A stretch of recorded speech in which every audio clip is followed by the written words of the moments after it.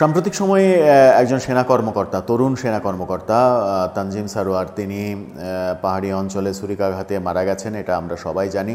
পাহাড়ে যে অসন্তোষ বিরাজ করছে, বিক্ষোভ, আগুন জ্বলছে, তার মাঝে পেছন থেকে ডাকাতেরা তাকে ছুরি মেরে হত্যা করেছে, সেই খবর আমরা জানি।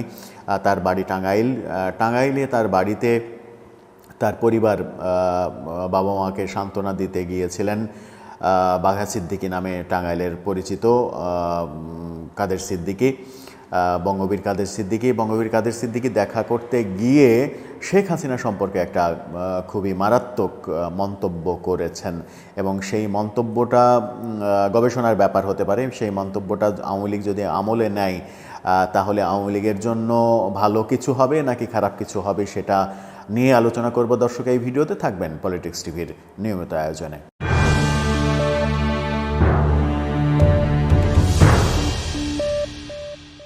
বলছিলাম বঙ্গবীর কাদের সিদ্দিকীর কথা। বঙ্গবীর কাদের সিদ্দিকী নিহত সেনা কর্মকর্তা তানজিম সারোয়ারের বাসায় গিয়েছিলেন টাঙ্গাইলে। তিনি টাঙ্গাইলের অন্যতম একটা বড় ক্যারেক্টার, টাঙ্গাইলের দ্বিতীয় বড় ক্যারেক্টার। মাওলানা ভাসানীর পরে বঙ্গবীর কাদের সিদ্দিকীর নামই টাঙ্গাইলের উচ্চারিত হয়। টাঙ্গাইলের বাঘা সিদ্দিকী হিসেবে তার পরিচিতি রয়েছে। মুক্তিযুদ্ধের সেক্টর কমান্ডার, মুক্তিযুদ্ধের অন্যতম সাহসী একজন বীর, একমাত্র বেসামরিক সেক্টর কমান্ডার তিনি। সব মিলিয়ে বঙ্গবীর কাদের সিদ্দিকীর মুক্তিযুদ্ধের অধ্যায়টা খুবই সমৃদ্ধ অধ্যায়। তিনি একসময় আওয়ামী লীগের ডাকসাইটে নেতা ছিলেন, কিন্তু আওয়ামী লীগ করতে পারেননি। আওয়ামী লীগ থেকে বিচ্ছিন্ন হয়ে গেছেন। তিনি নিজে একটা দল করেছেন, কৃষক শ্রমিক জনতা লীগ, সেই দলটাই করছেন। কিন্তু সাম্প্রতিক সময়ে 5 আগস্ট সরকার পতনের পর যেটা হয়েছে সেটা হচ্ছে যে সরকার পতনের পর বঙ্গবীর কাদের সিদ্দিকীকেই আওয়ামী লীগের সবথেকে কাছের মানুষ হিসেবে দেখা গেছে। তিনি 32 নম্বরের পুড়ে যাওয়া বাড়ি দেখতে গেছেন, টুঙ্গিপাড়ায় বঙ্গবন্ধুর মাজার জিয়ারত করতে গেছেন। আওয়ামী লীগের উপরে প্রতিশোধ নিতে গিয়ে কেন বঙ্গবন্ধুকে আঘাত করা হচ্ছে, বঙ্গবন্ধুর ভাস্কর্যে আঘাত করা হচ্ছে, বঙ্গবন্ধু জাদুঘরে আঘাত করা হচ্ছে, সেই ব্যাপারে সব থেকে সোচ্চার মুখ, সোচ্চার কণ্ঠ কাদের সিদ্দিকী। তাকেই আমরা দেখেছি। অনেকে বলছিলেন যে আওয়ামী লীগের নেতৃত্বে আসছেন কিনা নতুন করে কাদের সিদ্দিকী, সেই আলোচনাও হয়েছে, কিন্তু সেই আলোচনাগুলোর কোনোটারই ভিত্তি পাওয়া যায়নি।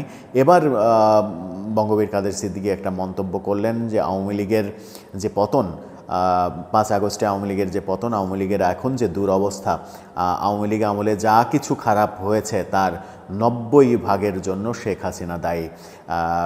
তিনি বলেছেন 90% দুঃশাসন, অপকর্ম যাই হয়েছে, নৈরাজ্য যাই হয়েছে, এই 90% জন্য শেখ হাসিনা দায়ী।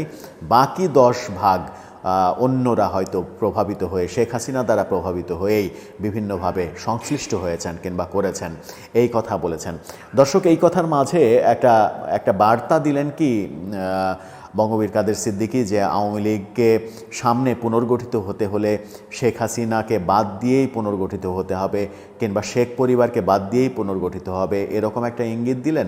শেখ হাসিনার উপরে ব্যক্তিগতভাবে বঙ্গবীর কাদের সিদ্দিকীর ক্ষোভ, সেটা পুরনো খবর, কারণ শেখ হাসিনার সঙ্গে মনোমালিন্যের কারণেই তাকে আওয়ামী লীগ ছাড়তে হয়েছিল এবং নতুন দল গঠন করা সব কিছুই শেখ হাসিনার জন্যই হয়েছিল। সেই শেখ হাসিনাকে তিনি দায় দেবেন, এটাই স্বাভাবিক। দায় আছে কি নেই, 90% দায় তো অবশ্যই রয়েছে, বেশিরভাগ দায় শেখ হাসিনার রয়েছে, এটাও প্রায় সবাই বলেন।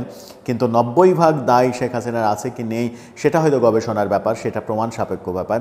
কিন্তু বাঘা সিদ্দিকী, বঙ্গবীর কাদের সিদ্দিকীর মতো মানুষ যখন বলেন যে 90% অপকর্মের জন্য শেখ হাসিনা নিজে দায়ী, বাকি 10% যারা করেছে তারা হয়তো বিভিন্ন পরিস্থিতির সাপেক্ষে বাধ্য হয়ে করেছে, তখন ব্যাপারটা খুব গুরুত্বপূর্ণ হয়ে ওঠে।